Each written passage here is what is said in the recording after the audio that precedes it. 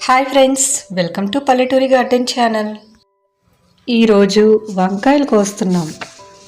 ఈ వంకాయలు కోయడం 4 రోజులు లేట్ అయ్యింది. చూడండి వాటి కలర్ ఏ విధంగా మారిపోయిందో.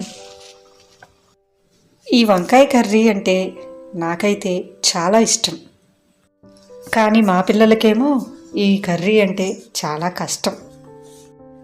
అయినా నాకు ఒక డౌట్, వంకాయ కూర తినని వాళ్ళు ఎవరుంటారు చెప్పండి? అసలు ఈ వంకాయ మీద ఒక సామెతే ఉంటే, మనమే పండించుకొని మనమే కోసి మనమే ఉపయోగించుకుంటే ఆ ఫీలింగే వేరు కదా. ఎన్ని డబ్బులు పెట్టి కొన్నా ఇంత ఫీలింగ్ రాదు. నాకైతే మా తోటలో వెజిటేబుల్స్ మంచి కలర్ లేకపోయినా సరే, చూడడానికి ఇంపుగా లేకపోయినా సరే, నాకైతే మా వెజిటేబుల్స్ అంటే చాలా ఇష్టం.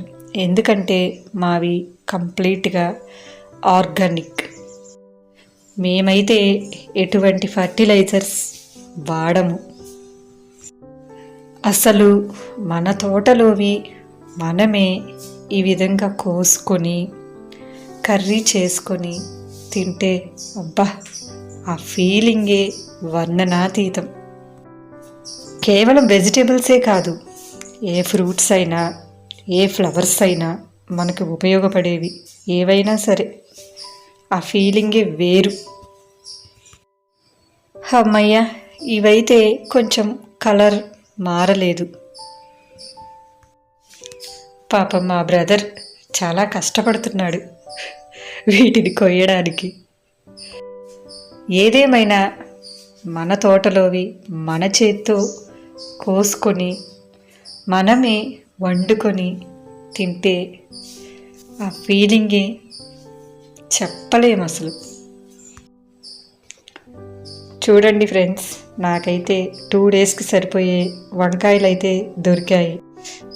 ఇకపోతే ఈ వంకాయ వల్ల చాలా బెనిఫిట్స్ అయితే ఉన్నాయి. షుగర్ పేషెంట్స్కి ఇది దివ్య ఔషధం అని చెప్పవచ్చు. మీకు కనుక నా వీడియో నచ్చినట్లయితే లైక్ చేసి షేర్ చేసి సబ్స్క్రైబ్ మాత్రం మర్చిపోకండి ఫ్రెండ్స్.